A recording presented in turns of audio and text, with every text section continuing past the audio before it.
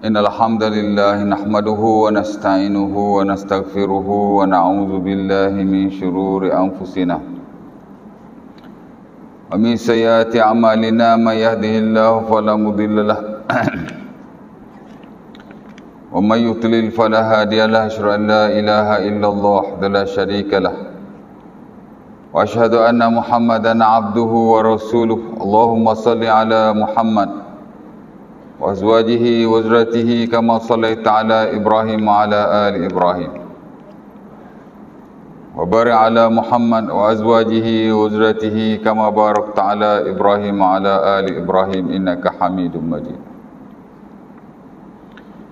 رب اشرح لي صدري ويسر لي أمري واحلل عقدة من لساني يفقهوا قولي أما بعد. Syukur kepada Allah Subhanahu wa taala kerana pada pagi ini dapat sama-sama kita kumpul di masjid kita dan telah kita salat subuh jamaatan. Kemudian kita akan isi sedikit masa yang ada ini dengan perkara yang ada hubung kaitnya dengan puasa kita, insya-Allah taala yang akan kita laksanakannya beberapa hari lagi. Dan kita tinggalkan sekejap lah subjek kita, itulah fiqhul at'imah, ya, fiqh makan dan minum. Di mana saya diminta untuk kongsi tentang perkara yang boleh kita lakukan pada bulan Ramadan atau bulan puasa. Khususnya ialah perkara yang berkait ataupun yang termasuk dalam amalan-amalan sunnah, ya, yang mana saya yakin tuan-tuan telah tahulah sebahagian daripadanya, tapi mungkin kita boleh kongsikan ataupun ada ilmu-ilmu tambahan insya-Allah taala. Baik, sebagaimana tuan-tuan tahu, Ramadan memang ada fiqh yang khas. Itulah satu bab yang khusus dalam fiqh ibadat, ya. Dulu kita pernah kongsikan tentang pembahagian ilmu fiqh dalam Islam. Kita ada fiqh ibadat, kita ada fiqh muamalat, kita ada fiqh jinayat dan qada. Dalam ibadat tu ada beberapa bab yang utama, ya, ataupun bukan bab lah, ya, kitab. Kita ada kitabut taharat, itulah kitab tentang bersuci. Tak? Kemudian kita ada kitabus solah, kitab tentang sembahyang. Ya.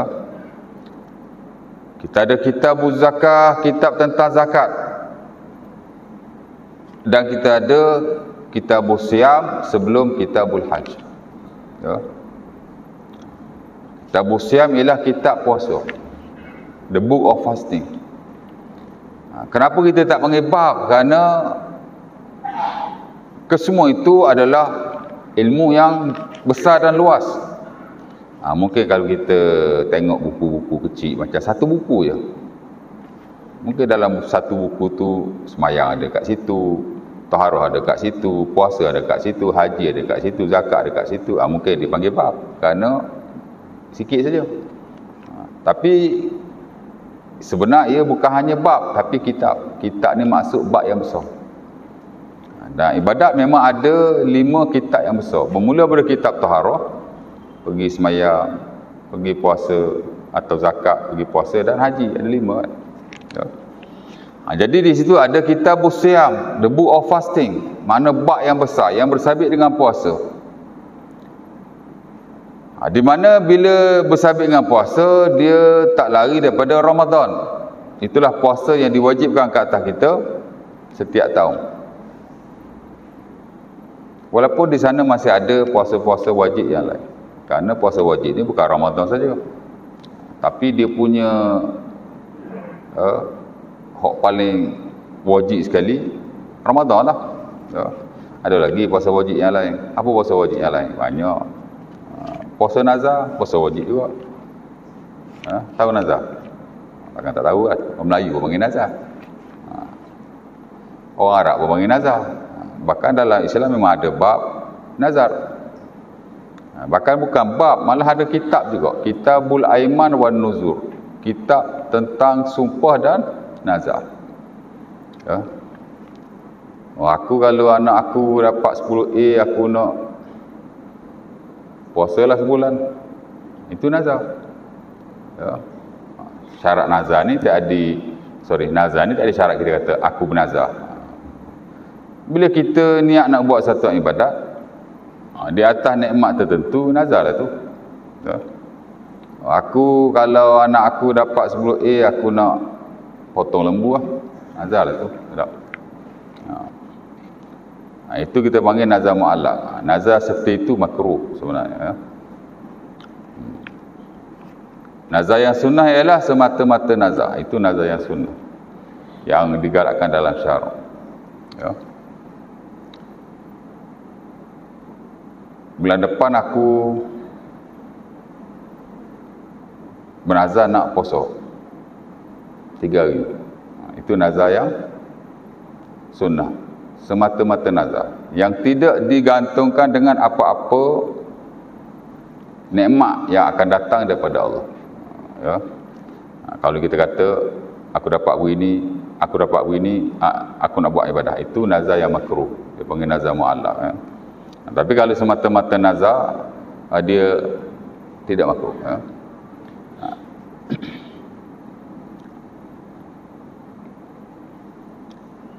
Bulan puasa ni aku bernazar nak sembahyang tarawih 20. Boleh? Ya. Sebab tiap tahun biasa aku buat 8. Ini aku nak nazar buat 20 lah. Boleh? Ya. Itu sunnah, semata-mata nazar. Ya. Tidak digantungkan dengan niat-niat tertentu. Sebab kadang-kadang kita ni kalau tak berjanji, tak buat. Maka kita berjanji kepada Allah. Kita dengan Allah je. Kita berjanji nak buat apa-apa kan. Maka kita kena buat lah. Tapi kalau tak buat, kena kafarah lah. Ya. Dan jangan nazar benda-benda yang tak ada manfaat pula. Aku kalau menang game ni, aku nak cukup rambut. Orang Melayu selalu, kalau ataupun sebahagian daripada mereka, kalau bernazar cukup kepala. Ya tak? Awak gapo cukup kepala? Nak botok. Nazar ibadah, nak baca Quran, nak puasa, nak sembahyang sunat kan. Tapi jangan nazar benda wajib pula. Aku nak nazar sembahyang 5 waktu. Tak payah. Ataupun tak boleh, pasal kita memang ada sembahyang 5 waktu pun. Nazar hak lain. Baik. Jadi puasa nazar pun wajib. Ya. Tak kisahlah nazar secara umum, terbuka atau mutlak yang digalakkan dalam syarak, ataupun nazar-nazar yang digantungkan dengan nikmat-nikmat tertentu yang dimakruhkan. Ala kulli hal, siapa-siapa yang bernazar, termasuk puasa juga, kalau dia nazar puasa, dia wajib melaksanakan. Jadi nazar juga puasa wajib. Ya. Apa lagi puasa yang wajib? Puasa kafarah. Puasa wajib juga. Banyak kafarah yang ada dalam syarak. Ya. Bila bernazar, wajib ditunaikan. Tiba-tiba kita tak tunai. Salah satu kafarah ialah puasa 3 hari secara berturut-turut ataupun secara berpisah-pisah. Janji kena puasa lah 3 hari. Itu wajib. Kafarah dah banyak kan. Orang yang zihar isteri dia, ya, awak ni macam mak saya, itu zihar. Ya. Badan awak ni macam mak saya lah, belakang awak ni macam mak saya lah, ataupun mata awak ni macam mata kakak saya lah, itu zihar. Tuan-tuan belajar dalam munakahat, memang ada satu bab. Mungkin orang Melayu jarang buat lah, tapi orang Arab ni dia suka zihar. Ya, terutama pada zaman jahiliah. Maka Islam tidak benarkan. Baik. Jadi kalau orang tu zihar isteri dia, dia kena kafarah. Puasa 2 bulan berturut-turut. Itu puasa wajib juga. Dan begitulah kafarah-kafarah yang lain. Siapa-siapa yang menyetubuhi isterinya di siang hari dalam keadaan dia berpuasa, dan dia wajib berpuasa pada waktu itu, maka dia pun kena kafarah. Tak? Tapi kalau dia tak puasa kerana dia sakit ataupun bermusafir, tak apa, boleh lah kan. Tapi kalau dia berpuasa macam orang lain puasa, tiba-tiba dia menyetubuhi isterinya, ya, maka dia kena kafarah. Ya. Ya. Apa kafarahnya? Salah satu ialah berpuasa 2 bulan berturut-turut. Which is agak berat jugalah, macam Zihar tadi. Payah nak puasa 2 bulan berturut-turut, tuan-tuan. Jadi hal tu pun sama juga. Oh tak apa, saya minum dulu. Batal dulu, minum. Lepas tu baru kita buat benda tu. Sama je. Kita nak tipu siapa tak? Hatta standard dalam mazhab Syafi'i pun, kalau awak minum memang puasa awak dah batal, dan awak wajib qada. Tapi kalau awak bersetubuh selepas pada itu, awak tetap dikenakan kafarah, kerana awak telah melanggar dan mencemarkan kesucian bulan puasa. Sebab ada juga yang kata tak apalah, minum dulu, batal dulu dengan minum, after that boleh. Tuan-tuan boleh buka dalam Muktamad Mazhab Syafi'i, Zuhaili dia kata apa. Kalau kita dah buka dengan minum ke apa ke, tapi kalau masih melakukannya, maka tetap kena kafarah. Dan itu pendapat majoriti para ulama, bukan mazhab Syafi'i saja, Hambali baik, Maliki baik. Kalau macam tu, tak gunalah Nabi buat kafarah. Kalau semua orang boleh buat macam tu, terbatallah syariat itu, ya. Baik, ada mungkin lagi ada puasa-puasa yang lain. Ramadan confirm dia puasa yang wajib, which is ia satu ibadah yang besar dalam Islam, dan ada hukum hakam dia yang tersendiri, seperti ibadah-ibadah yang lain. Macam mana tuan-tuan semayang, macam mana tuan-tuan buat haji, macam mana tuan-tuan zakat, bahkan same goes to fasting. Macam itulah semayang, puasa. Dia ada hukum hakam dia yang tersendiri, dan agak banyak. That's why dia ada satu kitab dan bab yang besar daripada awal sampai akhir, ya. Lepas tuan-tuan belajar tentang definisi puasa, lepas tuan-tuan belajar hukum berpuasa Ramadan lah, ya, tuan-tuan akan pergi pada syarat wajib puasa, and then syarat sah puasa, fardu ain belaka tu, ya. Dan memang kita kena belajar fiqh puasa pun. Saya malam tadi di Surau Taman Melati ajar fiqh puasa, ya. Cuma malam tadi makruh-makruh puasa, ya. Kemudian rukun puasa, ya. Kemudian perkara-perkara yang sunnah dilakukan semasa berpuasa, which is saya akan kongsi pada hari ini, ya. Walaupun tak semua, barangkali mungkin sebahagian daripada. Kemudian makruh-makruh puasa, makruhatus siam, tadi masnunatus siam, preferable things in fasting, benda yang digalakkan bila kita berpuasa, ya. And then selepas makruhatus siam, perkara yang makruh ketika puasa, baru perkara yang membatalkan puasa. Ya tak? Ada perkara bila batalnya puasa kita, qada saja, tapi ada kita kena buat lebih. Ada kena kafarah macam tadi, ya.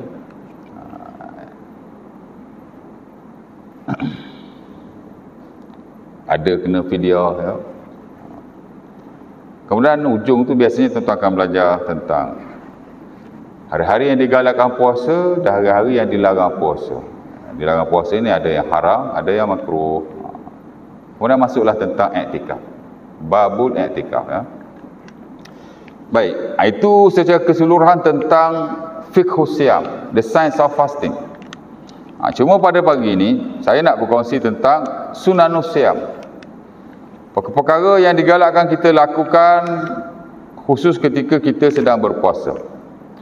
Dan sebenarnya ia tidak tertentu kepada puasa Ramadan sahaja.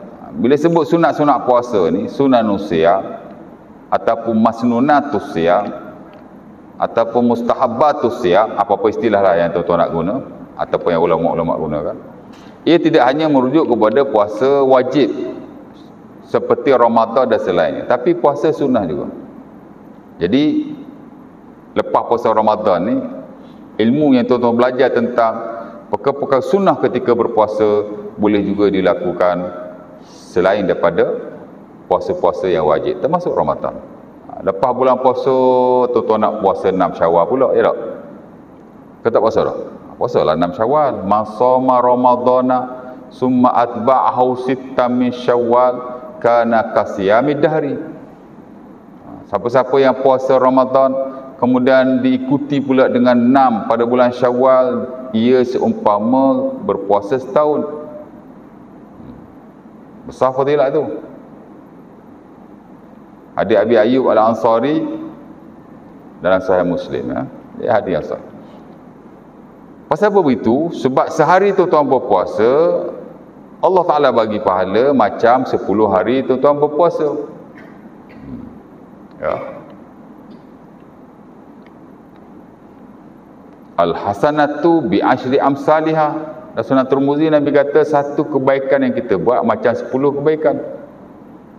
Tuan-tuan puasa satu hari macam tuan-tuan berpuasa 10 hari.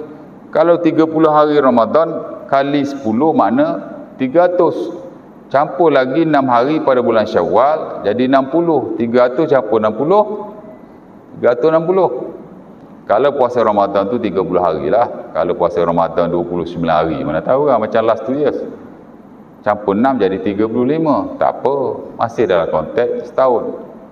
Jadi kalau 35 atau 36 hari kita berpuasa kali 10, maka 350 atau 360 hari. Exactly macam kita puasa setahun lah. Ya? Sebab itu bila kita puasa penuh Ramadan, sambung dengan 6 bulan Syawal. Dan kalau kita puasa tak penuh sekalipun, boleh jadi tuan-tuan buka kerana sakit, kerana musafir, bahkan wanita-wanita yang haid, ataupun mungkin ada sebab-sebab yang lain yang dibenarkan oleh syarak. Ya? Qadha dulu hak kita tak puasa tu, and then kita puasa 6 Syawal, bagi cukup 36 hari before end of Syawal, sebelum habis Syawal, maka kita dapatlah fadilah itu. Ya. Dan jangan buat 2 in 1 pula.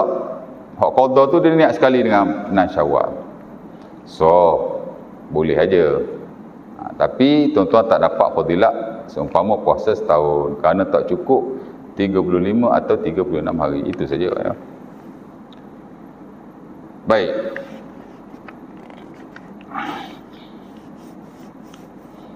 Jadi sunanus siam, perkara-perkara yang sunnah dilakukan semasa kita berpuasa. Baik. Ada banyak tuan. Al-Qardawi rahimahullah, Dr. Qardawi lah, ya. Dia ada buku yang amat menarik, At-Taisir fi Fiqhi Ramadan. Ya, The Simplified Fiqh of Ramadan.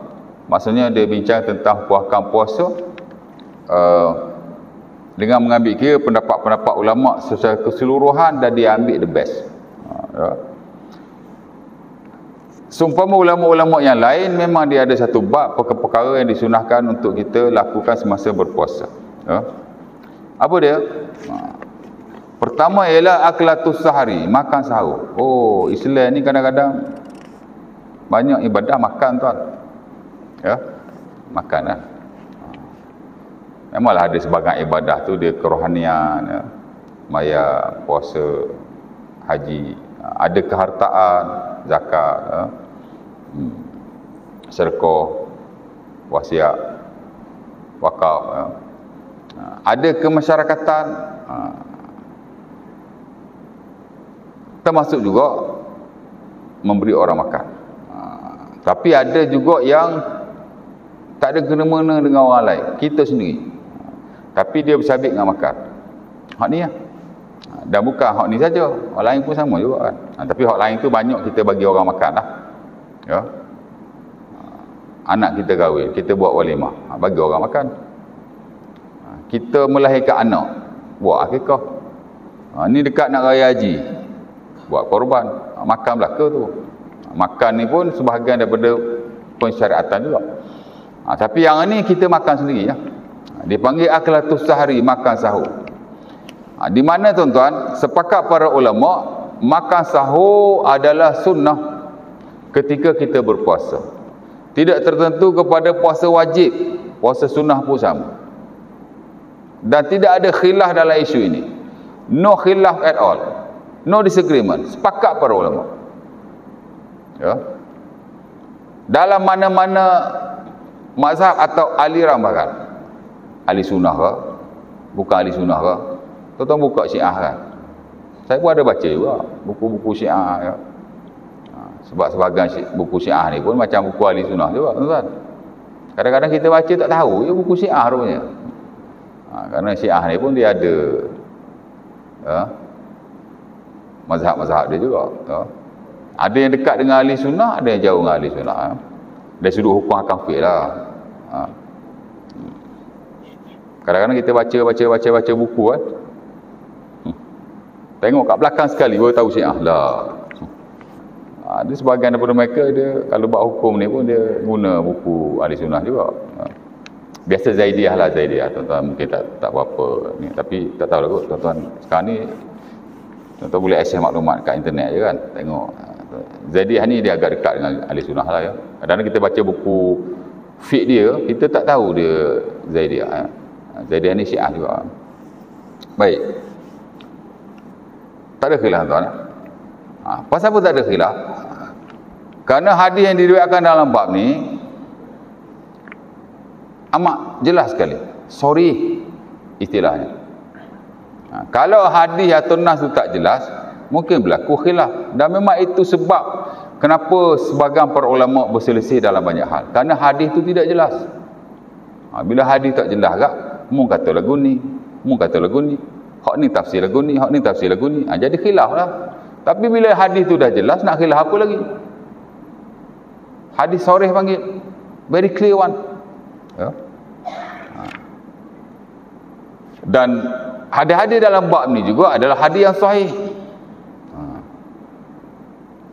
Kadang-kadang jadi masalah berlaku khilaf juga kerana nas tu sendiri. Ada yang kata sahih, ada yang kata dhaif. Dia ada khilaf lah. Ya tak? Tapi dalam bab ni hadis tu selain daripada dia hadis yang sahih, clear, dia juga sahih. Ada dalam Bukhari, ada dalam Muslim. Jadi tidak ada khilaf sama sekali. Makan sahur. Ya. Dan ada banyak hadisnya. Antara yang paling famous yang dinukilkan dalam buku-buku fiqh ialah hadis yang diriwayatkan oleh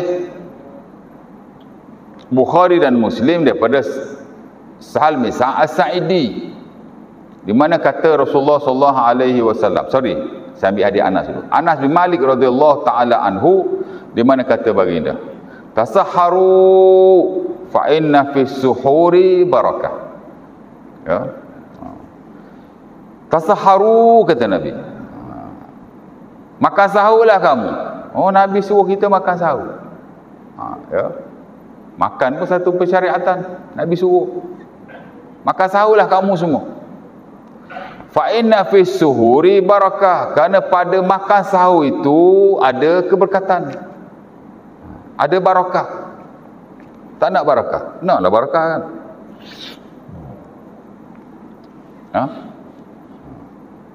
Orang pergi buat haji, pergi umrah, bersesak-sesak, kadang berebut-rebut, tolak aku, tolak engkau, nak cium Hajarul Aswad. Pasal apa nak cium Hajarul Aswad? Batu je tu.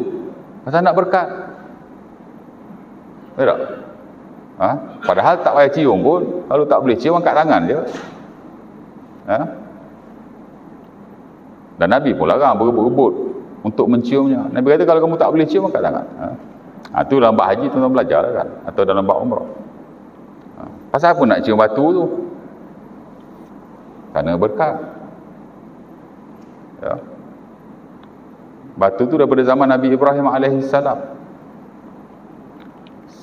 sampai zaman Nabi, sampai ke hari ini. Ya. Dan batu tu ada kelebihannya yang tersendiri, ya. Sebab itu tuan-tuan belajar dalam kitab haji ada satu bab Fadailul Hajaril Aswad, Fadilah Hajarul Aswad, mesti ada punya. Ya. Batu kita kalau dapat cium, dapat sentuh itu lebih baik. Tapi kalau tak dapat nak buat macam mana, ya tak? Berkat itulah. Maka sahurlah Nabi kata ada keberkatan di situ. Ha? Itu satu hadis. Ada lagi hadis yang lain atau yang diriwayatkan oleh Bukhari dan Muslim juga daripada Amru bin Al-As. Ni pun hadis yang famous juga. Di mana kata Nabi SAW, al-faslu baina siyamina wa siyami ahli al-kitabi aklatus sahri. Perbezaan di antara puasa kita dan puasa ahli kitab, Yahudi dan Nasara, ialah makan sahur. Orang Yahudi dan Nasara, tuan-tuan, dia juga berpuasa macam kita berpuasa. Sebab itu Allah Ta'ala sebut dalam surah Al-Baqarah ayat 183. Tuan-tuan nak tengok hak ehwal puasa ni termasuk Ramadan dalam Quran. Mula surah Al-Baqarah ayat 183 sampai 187 direct. Ya. Apa kata Allah? Ya alladzina amanu kutiba alaikumusiyam kama kutiba alal ladzina min qablikum la'allakum tattaqun. Wahai orang yang beriman, diwajibkan ke atas kamu berpuasa sebagaimana orang-orang sebelum daripada kamu berpuasa. Siapa orang sebelum daripada kita? Ahli kitab, Yahudi dan Nasara. Depa pun berpuasa. Hatta hari ni depa pun berpuasa. Ya. Dan depa berpuasa, depa tak makan sahur. Kita ada makan sahur. Dan Nabi kata kalau kita makan sahur, kita berbeza dengan mereka. Ya. Dan ada banyaklah lagi hadis-hadis yang lain. Bahkan Rasulullah SAW tidak, nak kata tidak pernah, ada juga Nabi tidak bersahur. Sebahagianlah daripada puasa Rasulullah SAW, baginda memang bersahur walaupun sekadar meminum air. As-sahuru aklatu barakatin. Sorry, bukan hakika dia. Aklatu sahari aklatu barakatin. Fala yatrukuha ahadukum wa ay yashrab jur'atama. Ya. Nabi sebutlah hadis Bukhari atau Muslim pada Abu Sa'id Al-Khudri, sahur itu, maka sahurlah, berkat. Maka janganlah sesekali seseorang kamu meninggalkannya walaupun sekadar meminum beberapa teguk air. Jadi kalau tak nak makan pun, tuan-tuanlah minumlah beberapa teguk air. Ya. Ada banyak lagi hadis-hadis yang lain. Ya. Cerita dia makan. Dan saya pastilah tuan-tuan memang makanlah, ya. Sebab kalau tak makan nanti tak larat nak puasa. Jadi makan. Dan bila kita makan, memang berpahala insya-Allah. Ya. Memang dapat keberkatan insya-Allah. Dan memang ada kelebihan dan kebaikan yang lain, which is kita perlu kepada kebaikan-kebaikan ini. Dan dia memang mentioned by the prophet. Memang Nabi sebut. Ya tak? Kali Nabi sebut tak, tak ada apa lah, betul lah tu. Ya. Baik. Itu satu lah. Yang kedua ialah ta'jil al-fitr wa ta'khirus sahur. Tadi makan sahur. Yang kedua ialah mempercepatkan berbuka dan melambatkan sahur itu sendiri. Itu juga satu sunnah yang disepakati oleh para ulama dan tidak ada khilaf dalam bab ni. Tuan-tuan kena buka cepat-cepat, sahur lambat-lambat. Semakin cepat tuan-tuan berbuka, semakin baik, semakin sunnah, semakin berpahala dan lebih disukai Allah. Makin lambat makin kurang, makin lambat makin kurang, makin lambat makin kurang. Dapat pahala juga, asal tuan-tuan buka dapat pahala.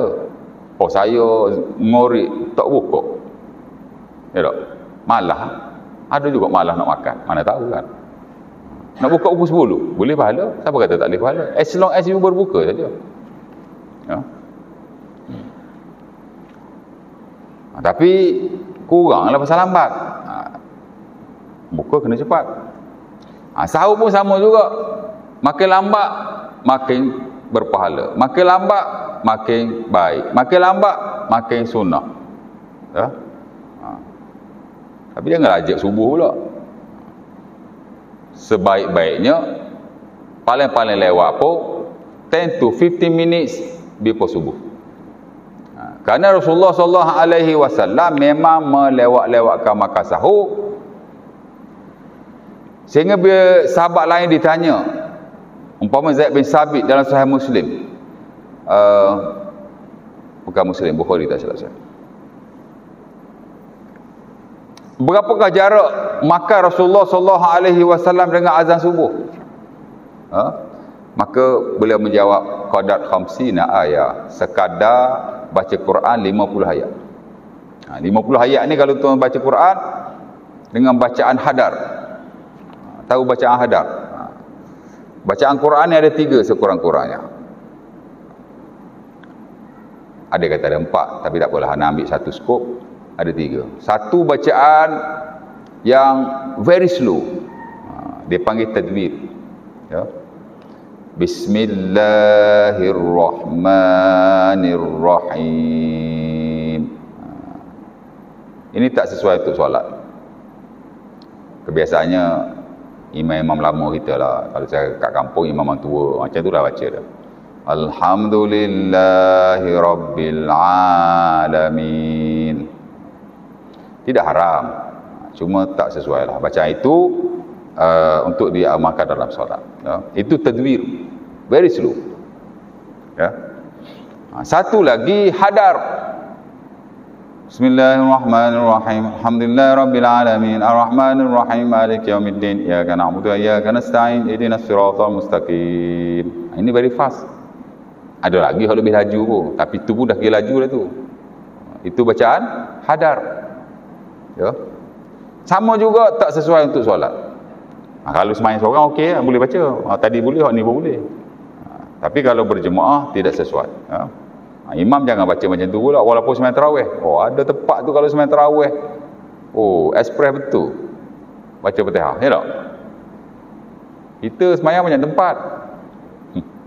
Saya nak kata semua Selangor ni sembahyang tak tahulah kan, tapi banyak tempat kita sembahyang ada yang laju, agak laju lah. Bahkan saya duk perhati imam ni macam nak pergi kepada bacaan hadar, which is tak bagus, ha? Bacaan dalam solat yang paling sesuai kalau imam lah.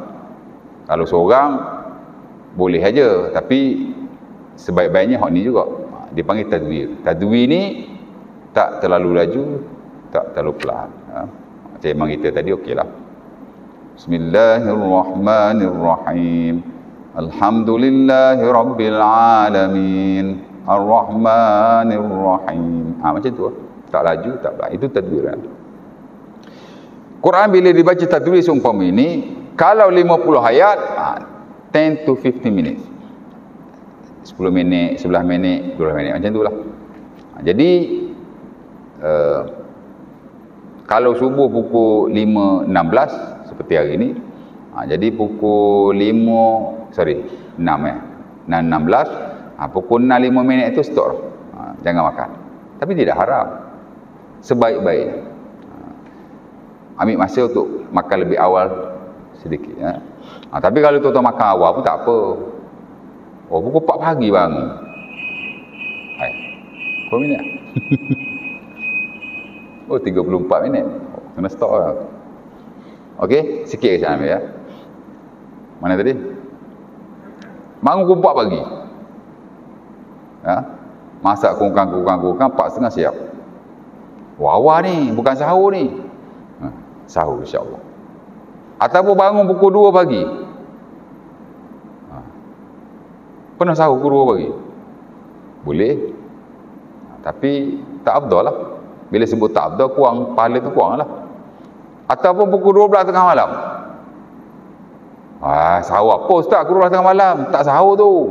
Sahur. Siapa kata tak sahur? Ya. Sahur ni tuan-tuan, as long as tuan-tuan makan untuk berpuasa, maka dia dianggap sahur. Walaupun tuan-tuan makan awal. Lepas esok makan lalu.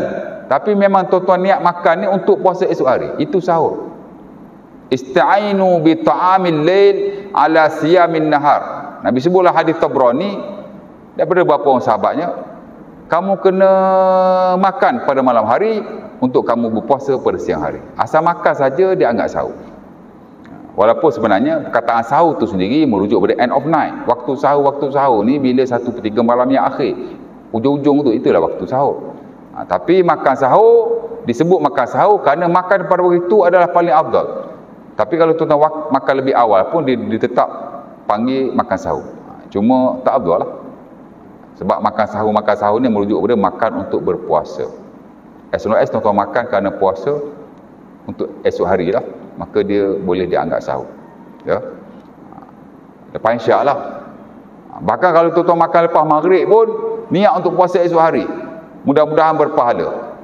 Dalam konteks makan sahur, walaupun ada ulama kata ia tidak boleh dipanggil sahur. Tapi saya tak nafilah kalau kita belajar lebih lagi, baca lebih banyak lagi, saya pasti akan ada ulama yang kata lepas maghrib pun boleh dianggap sahur. As long as waktu malam. Macam kita kata semayang malam lah.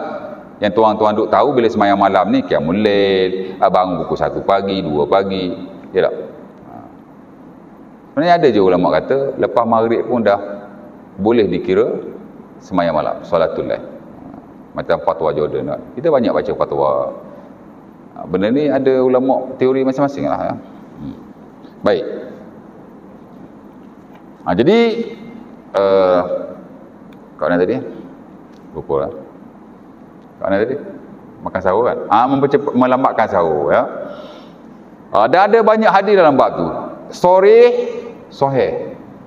Sahih ni makna jelas, clear. Sahih ni makna valid. Bukan hadis dhaif punya. Palsu jauh sekali. Ya. Dan memang dalam bab hukum hakam agama ni tuan-tuan, khusus ibadat, kita pakai hadis-hadis yang sahih saja. Dhaif bolehlah on top. Tapi kebiasaannya ulama termasuk yang dalam mazhab Syafi'i. Biasa ulama-ulama Syafi'i tidak mengambil hadis yang dhaif dalam bab hukum hakam, termasuk yang sunnah. Tapi dalam bab fadilat tu lainlah. Tapi dalam bab hukum hakam kita hanya ambil hadis yang sahih. Ya. Termasuk hukum hakam sunnah. Dalam puasa pakai. Hadis ni sahih. Di mana memang Nabi suruh kita mempercepatkan buka dan melambatkan sahur. Allahu Akbar, Allahu Akbar. Bismillah, minum tu. Doa Ustaz. Doa lepas buka pun tak apa. Malah itu yang lebih digalakkan sebenarnya. Atau kalau tuan-tuan tengok, doa untuk berbuka puasa yang sahih, doa selepas kita makan. Ya. Memanglah dalam hadis itu tak sebut. Ya, lepas makan. Tapi zahir maksud hadis itu selepas makan. Ya. Macam mana tuan-tuan baca doa buka? Allahumma babat kelana tu makan. Macam mana dia? Allahumma laka sumtu. Betul tak? Wa ala rizqika aftartu. Macam tu lah. Allahumma laka sumtu wa bika amantu wa ala rizqika aftartu.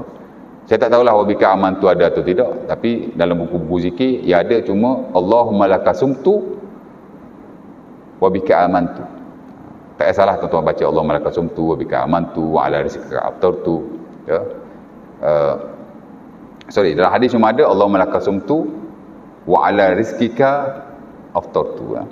Tak salah tuan-tuan baca yang itu ke, atau yang tuan-tuan dah biasa baca tu lebih kurang je kan. Itu hadis tidak sahih. Malah An-Nawawi rahimahullah dalam Al-Azkar mengatakan bahawa hadis tidak sahih. Boleh amal. Tapi kalau yang sahih lain bacaannya. Ya. Zahabatiz zama' wabtallatil uruq wa sabatul ajru insya-Allah. Ya, itu hadis yang diriwayatkan Sunan Abi Daud daripada Ibnu Umar. This is valid hadis. Ini hadis sahih. Apa kata Nabi? Nabi kata zahamatiz zama', telah hilanglah dahaga. Wabtallatil uruq, telah basahlah tekak. Wa sabatul ajru insya-Allah. Dapat pahala. Takkan Nabi baca doa ni before dia makan. Sebelum makan dahaga hilang ke? Tak. Tekak basah ke? Tak. Jadi zahir doa ini ialah selepas berbuka. Bismillah, makan. After that baca doa itu. Tapi boleh aja tuan-tuan nak baca before pun. Tapi sebaik-baiknya masuk waktu zam. Dan Nabi SAW tidak pernah melengah-lengahkannya. ataupun menangguh-nangguhkannya kerana nak jaga-jaga takut tak maghrib lagi kot, tak maghrib lagi tak. Banyak kes tuan-tuan, Nabi bila tengok gelap saja di sebelah barat dah matahari tergeledah, Nabi akan suruh sahabatnya hidangkan makanan, makan terus. Ya fulan ijdah lana, wahai fulan mai makanan. Nabi musafir, mai makanan. Ya Rasulullah law lam taghrubu syams, wahai Nabi, matahari tak tergelam lagi kot aku nampak. Orang tak nampak dah matahari, dia kata ada lagi matahari, dah terang kan. Ijdah lana, mai makanan, nak makan ni. Orang kata pula, ya Rasulullah inna alaika naharan, aku tengok terang lagi ni. Betul ke tenggelam ni? Ya fulan ijdah lana, wahai fulan bawa mai makanan. Ya. Jadi Nabi pun makan. Yalah, bukan kita kata kita boleh makan tanpa yakin masuk waktu, tak. Cerita dia, kalau confirm masuk waktu, Nabi dah confirm kan, makan lah. Jangan was-was, dah masuk belum, dah masuk belum. Kalau dah masuk, masuklah. Tapi kena beringat juga. Pasal tahun lepas berlaku, ada satu masjid tu dia azan awal. Sian lah, kau ni faham kan? 5 minit ke 10 minit sebelum masuk waktu maghrib dia azan dah. Tahu-tahu alamak awal pula. Lepas tu pengurusi masjid enam malam tu, hari ni kami tersilap azan awal. Jadi siapa-siapa yang dah terbuka kerana ikut kami azan tadi, dia minta qada baliklah puasa tu. Jadi mufti pula dia. Tanyalah mufti dulu nak kena qada ke tidak. Okey, baik. Jadi tuan-tuan, masuk waktu je bismillah makan. Dan begitu juga dengan sahur. Banyak hadisnya, saya baca satu hadis. Hadis yang diriwayatkan oleh sahabat Sa'idi, di mana kata Nabi, la yazalun nasu bi khairin ma ajjalul fitr, wa fi riwayah akhar sahur. Nabi kata sentiasalah manusia itu dalam kebaikan. Kebaikan. Siapa yang tak nak kebaikan? Semua orang nak kebaikan. Selagi mana mereka mempercepatkan berbuka masuk waktu, berok lalu, dan melambat-lambatkan sahur. Jadi kita jangan tangguhkan. Kita masjid ada buat event hari tu, ya tak? Biasalah, kadang-kadang setengah pada kita ni doa nak panjang-panjang, boleh aja, doa lah panjang-panjang. Tapi ambil waktu before masuk waktu berbuka, doa lah 3 minit, 4 minit, 5 minit. Ya. Lepas tu masuk waktu terus makan. Jangan bila dah masuk waktu baru nak doa, Pak Imam pula baca buku doa tu kan, panjang lah. Nak dibuat tahlil pula sebelum buka tu, buat tahlil. Normal lah tempat kita. Lepas tu dah buka tu kan, dia baca doa lagi, tengok buku. Jadi jangan begitu kalau boleh, kita percepatkan. Dan kalau boleh tuan-tuan, jangan kita orang kata apa,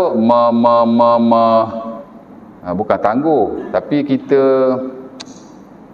makan tidak secukupnya, kemudian kita solat dan kadang perut kita lapar, itu makruh. Ya, kerana Rasulullah SAW melarang kita makan dalam keadaan makanan telah dihidangkan. Bahkan kalau tuan-tuan belajar dalam fiqh semayang, memang ada satu bab kemakruhan ataupun dalam slot perkara-perkara makruh dalam semayang, ya, ada berbelas-belas. Ya. Salah satu ialah makan dalam keadaan makanan telah dihidangkan dan perut kamu lapar, itu makruh. Ya, la salata bihadratit ta'am wala ayyudafi'ahu al-akhbasan. Hadis itu very clear one, hadis Muslim, tak ada khilaf bab ni, daripada Aisyah radhiyallahu taala anha. Nabi kata tidak ada solat dalam keadaan makanan telah dihidangkan, dan juga dalam keadaan kamu menahan kencing atau berak. Ya, jadi kalau makanan tu dah ada, ambil masa makan. Ya, maybe 15 minutes after that semayang. Sebab ada setengah tempat tu dia makan tamar je 3 biji, minum air, tu dia semayang, perut lapar. Ya tak? Lepas tu baru dia pergi makan makanan yang berat. Personally saya tak prefer yang itu. Makan aja makanan yang berat, take your time about 10 to 15 minutes, after that baru semayang. Tapi janganlah makan sampai setengah jam, lewat pula maghrib kita. Ya tak? Tapi kalau sebab dia tak boleh makan dekat dalam perut lapar, kita makan dulu, isi perut, and then baru kita semayang. Ya? Jadi makan sahur, berbuka dengan segera, melambatkan sahur. Dapat 2 lah pagi ni. Cukup tu? Boleh? Kalau saya baca semua, tambah saja lagi lah. Perut dah apa ni? Saya pula ngantuk sebenarnya, malam tadi saya tak tidur. Saya buat kerja. InsyaAllah ta'ala. Ada tanya apa-apa tak? Dia ada banyak lagi tuan-tuan ya. Memperbanyakkan amal kebaikan, bersedekah, memperbanyakkan zikrullah. Jangan bercakap perkara yang sia-sia. Malam yadak qaula zural amal bihi falaisa lillahi hajatun yadak ta'amahu wa syarabah. Tuan-tuan buka sendirilah buku, ulang kaji tengok macam mana. Jangan bergaduh dengan orang lain. Ya tak? Kalau orang ajak kita bergaduh, kata aku sedang berpuasa, aku sedang berpuasa. Imam Nabi kata sunat kata 3 kali biar dia reti sikit ya? Kemudian berdoa ketika berbuka, penting juga. Bila nak berbuka, doa, minta pada Allah. Tak ada syarat tuan-tuan angkat tangan. Ini umum, kerana doa orang yang berpuasa adalah mustajab. Lebih-lebih lagi ketika dia berbuka, tengah-tengah makan kan, ya Allah, bila aku kesihatan ya Allah, sambil makan tu kan, dalam hati ke, tak cari syarat angkat tangan. Kerana doa orang yang berpuasa dan orang yang berbuka ketika berpuasa memang mustajab. Ada hadisnya, hadis Tirmizi pada Abi Hurairah, yang saya tak nak baca ya. Berbuka dengan tamak, ada hadisnya Nabi suruh kita buka dengan tamak. Tuan-tuan, tamak ni makanan Rasulullah selaku orang Arab. Ia jibiliyah. Kita belajar dalam usul fiqh, makanan, minuman, pakaian, tempat tinggal, ini adalah jibiliyah, customs. Semata-mata makan buah tamak sebenarnya tidak berpahala. Buah tamak ni tuan-tuan makan berpahala kalau ada perintah daripada Nabi, atau ada fadilah yang disebut oleh baginda dalam konteks-konteks tertentu. Kalau semata-mata makan tamak boleh pahala, orang Arab boleh banyak pahala. Ya tak? Dan antara konteks atau tempat yang diperintahkan Nabi dan ada kelebihan untuk makan tamak ialah ketika berbuka. Di mana Nabi kata, idza aftara ahadukum falyuftir ala tamrin. Hadis Anas bin Malik yang diriwayatkan oleh Sahih Bukhari. Jika seseorang itu berbuka, hendaklah dia berbuka dengan tamak. Fa illam yajid hasawatin mimma fa innahu tahur. Kalau tidak ada tamak, berbukalah dengan air, kerana ia menyucikan. Jadi Nabi suruh. Jadi sunnah berbuka dengan buah tamak, dan memang wartakan dalam mana-mana buku fiqh, sunnah buka dengan buah tamak ya. Baik, dan mungkin lagi ada beberapa yang lain. Itu saja yang saya notakan.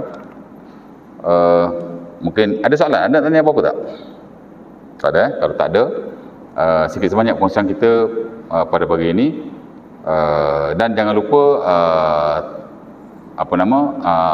bulan Ramadan nanti kita memakmurkan masjid dan surau ya, dan kita kalau boleh tarawih tu jangan tinggallah tiap-tiap malam ya. Mungkin ada masjid buat 20, go for it. Mungkin masjid ada buat 8, go for it. Hatta Qardawi dalam fiqh puasa dia kata dalam bab ni very open.